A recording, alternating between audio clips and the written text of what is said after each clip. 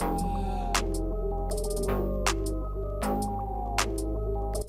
are now tuned into the smooth sounds of TMG. I'm your host, the Marcus Garrett.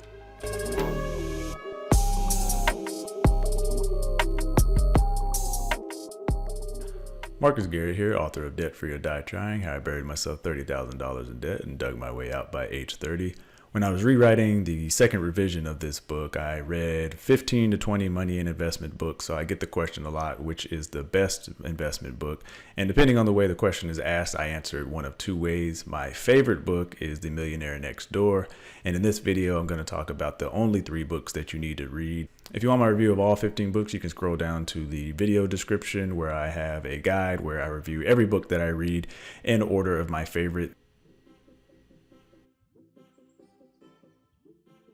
So if you have the opportunity, I do recommend that you read all of these books. They all have a different spin on money, but I also know that most of us don't have the time for that. And most of you probably don't like reading about money and personal finance as much as I do. You might not be a nerd like I am. So I wanted to quickly cover, if you only read one book, which book I would recommend. And if you had time to read 3 books, these are the 3 books that I recommend. About 2 years ago, I had a challenge on the podcast to read 10 pages a day. Ended up reading about 20 books as a result of that challenge. Money and investment books that I like to read. My personal favorite is still The Millionaire Next Door. I have a new favorite as of 2021, and that might change over time. So I update this resource guide, which you can find here to the right and in the video description below. You can download it for free every time that I read a new book or I have a new favorite. Now, these books, if you're going to read all of them, they are a little bit redundant. So money advice can basically be summed down to this quote: spend less than you earn or earn more than you spend. If you remember that, you'll go further than most. In order of my favorites, it'd be The Millionaire Next Door, The Surprising Secrets of America's Wealthy, The Simple Path to Wealth, Your Roadmap to Financial Independence and a Rich Free Life, and A Random Walk Down Wall Street, The Time-Tested Strategy for Successful Investing. I think if you read these 3 books, you'd be well-rounded. You'd actually probably know 99% of everything you need to know about money if you just read these 3 books. I want to talk a little bit about why. So in order of my favorites, or my favorite recommendations, I would say number 3 would be A Random Walk Down Wall Street. All of these books recommend using an index fund as a large part of your portfolio. As you see here from A Random Walk, the core of your portfolio should be indexed. And however, I do know, and the author also recognizes, that telling people to use index funds, which is a very conservative and passive way of investing, is like telling investors there's no Santa Claus. This will upset lots of brokers because they won't have the opportunity to take your money. Index funds tend to be passive. They tend to be low cost, usually under a percentage. We'll talk a little bit about Vanguard's expense ratio. It's less than 1%. So you get to keep more of your money, and that upsets investors and brokers and people who would like to take your money. I know that doesn't describe them all. I'm sure it's going to describe all the ones that will be in the comments angrily writing about this video later. But hey, I agree with this book. It's a great read. I also read The Intelligent Investor by Benjamin Graham. And if you want a preference for that book, or you'd like to see another investing book, you can get that in the video description below in my guide. And then I also read another great investing book I read is Irrational Exuberance by Robert Shiller, and you can find my review of that book in the guide as well. But again, if you had to choose one investing book, I'd go with A Random Walk Down Wall Street. Going in order of simplification, which I think this video should do, I'm only talking about 3 books. I would reverse my 2 favorites at the top, so The Millionaire Next Door would fall to number 2, and The Millionaire Next Door breaks down how to accumulate wealth. I think it does and tells a well-rounded story of how to make wealth, especially in America, for American listeners and readers. And it really breaks it down through 7 steps, and I've summarized them here. Dr. Stanley points out 7 factors of wealth in the book, and I've summarized them here. These Americans live below their means. They dedicate time to the study of money and wealth, like reading 15 money and investment books, or just these 3.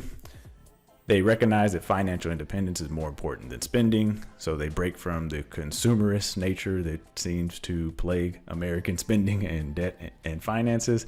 And their parents. They didn't rely on their parents, surprisingly, for economic outpatient care, which is basically a fancy way of saying that they were independent and did not depend on their parents' wealth. Number 5 is they also raise children, which follow these 4 rules above, that are economically independent and don't need to depend on them, thus draining the savings and wealth that they've accumulated over their lifetime.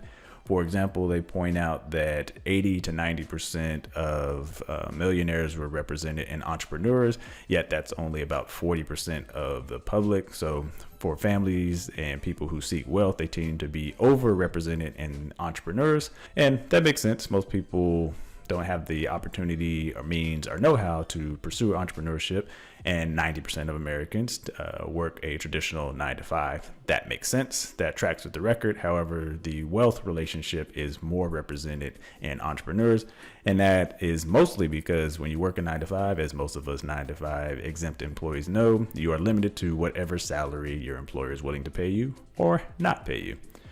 Number 6, they talk about they are proficient in finding marketing opportunities and taking advantage of those opportunities, which again, for a lot of people will go back to those entrepreneurship opportunities, and then they choose the right occupation. We talked a lot about this in our podcast where we talked about helping millennials make money, save money, and get out of debt.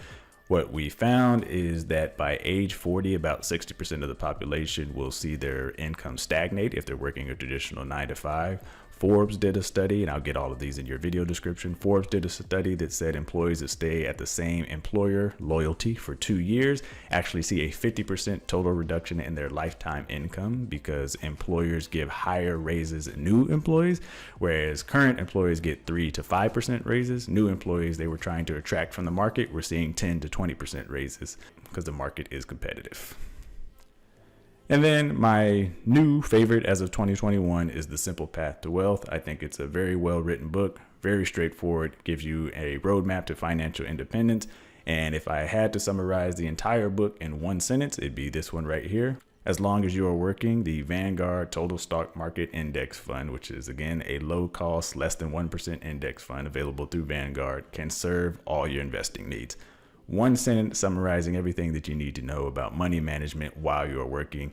This would be the book that I would recommend if you only have one money or investing book to read next year, only have time or dedication. I would choose The Simple Path to Wealth. And J.L. Collins goes on to note that once you decide you are done working, I recommend I'll get you some resources in the video description, a certified financial planner. If you can afford it, please work with one throughout. Once you decide you are done working, diversify into bonds. The more bonds you add, the smoother the ride, but the lower the growth.